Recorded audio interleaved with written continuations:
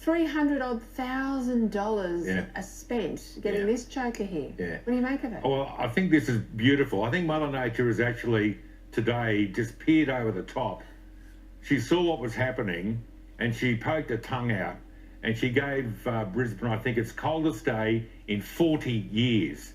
This began with global warming. Of course, hang on, it's not always warm. Quick, a new one, as you said. So we end up with climate crisis. You know, the worst thing is everyone says, oh, the science is settled.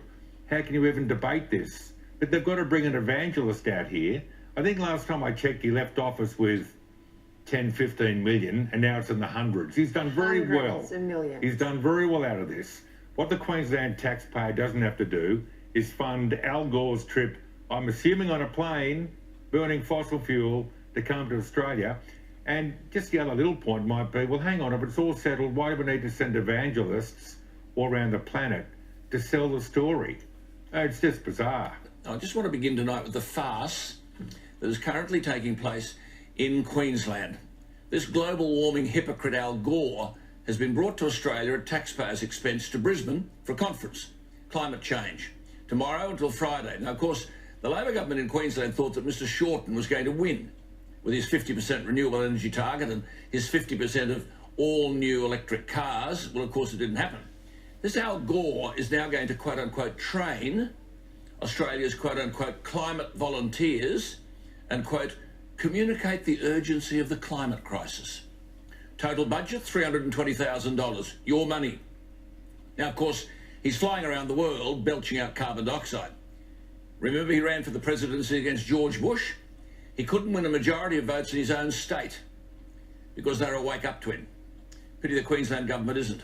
However, on radio last week, I read a piece about climate change and people went nuts about all these kids going on strike, whining in the streets about the world coming to an end.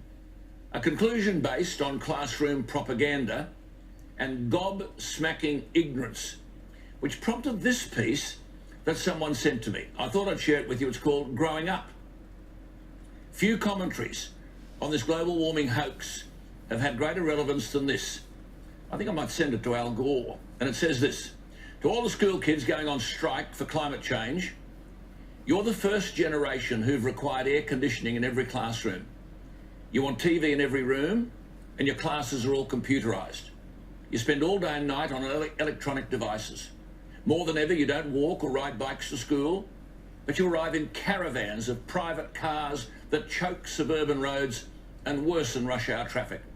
You're the biggest consumers of manufactured goods ever, and update perfectly good, expensive luxury items to stay trendy. Your entertainment comes from electric devices. Furthermore, the people driving your protests are the same people who insist on artificially inflating the population growth through immigration, which increases the need for energy, manufacturing and transport. The more people we have, the more forest and bushland we clear, the more of the environment that's destroyed. How about this? Tell your teachers to switch off the aircon, walk or ride to school, switch off your devices and read a book, make a sandwich instead of buying manufactured fast food. No, none of this will happen because, the piece says, you're selfish, badly educated, virtue-signalling little turds inspired by the adults around you who crave a feeling of having a noble cause while they indulge themselves in Western luxury and unprecedented quality of life. The piece ends by saying, wake up, grow up and shut up until you're sure of the facts before protesting.